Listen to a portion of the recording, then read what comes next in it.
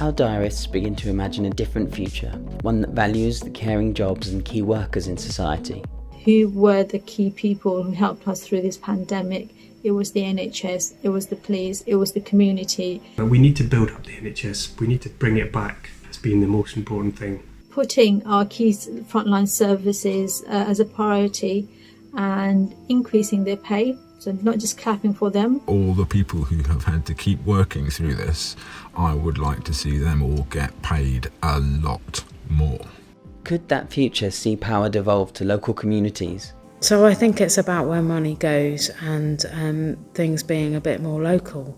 The society we had before the pandemic was a very distant, separated society. A lot of people have taken much more time to get to know their neighbours and to care and connect with their neighbours more. That's what was needed to get through this really dark time and will be needed in the future. Let's bring it back down to where people are in the know, where people are supporting, encouraging and growing. It's the aftermath. It's like, so when the storm has left, the broken houses, the broken windows, it's picking up those pieces.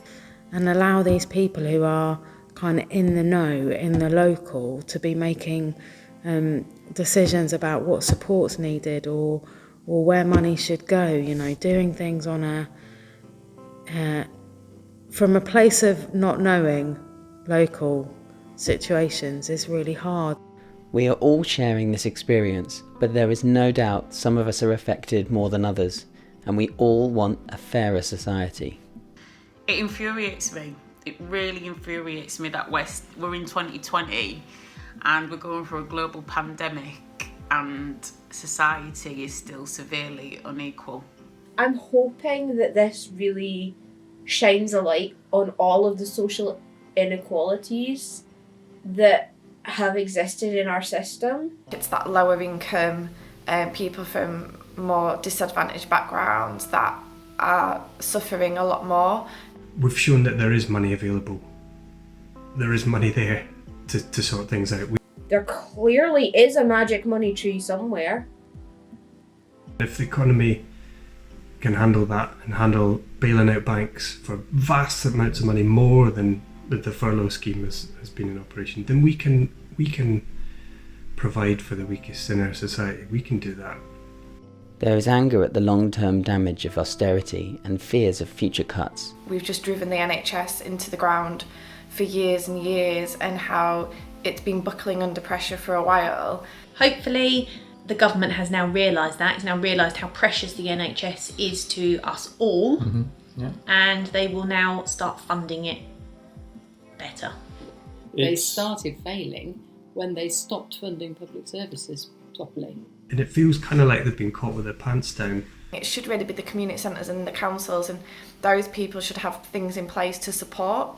And because they've just cut it, it's left to the general public to help and volunteer, which is great, but it kind of takes away from the fact that it should be the government shouldn't have cut it in the first place. We're talking like decades of government decisions leading to this point for me. Not to make any further cuts because they've made enough cuts. The support for homeless people has been taken away. Well, it's just an absolute outrage.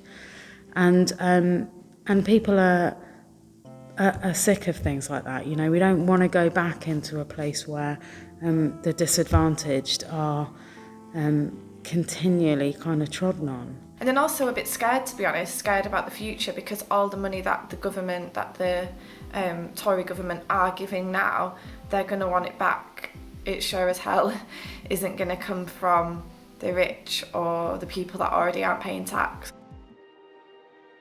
A mirror has been held up to ourselves, our government, and the systems we exist in, privileging from or being held back by. We fear chaos and uncertainty. We despise lies and misinformation.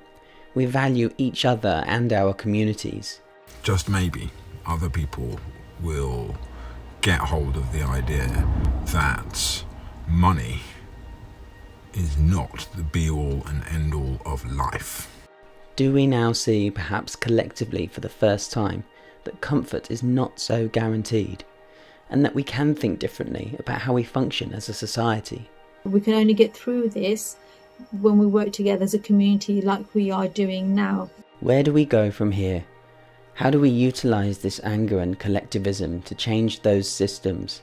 How can we find balance in our lives and social purpose in our workplaces?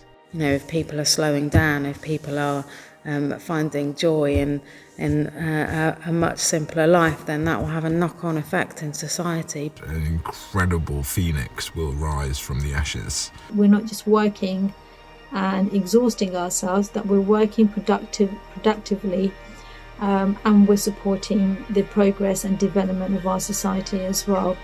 You never know. But there's hope.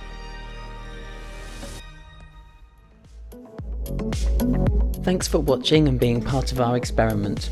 We will pause here, but for now, the good side wishes everyone healthy, safe and happy days. Bye.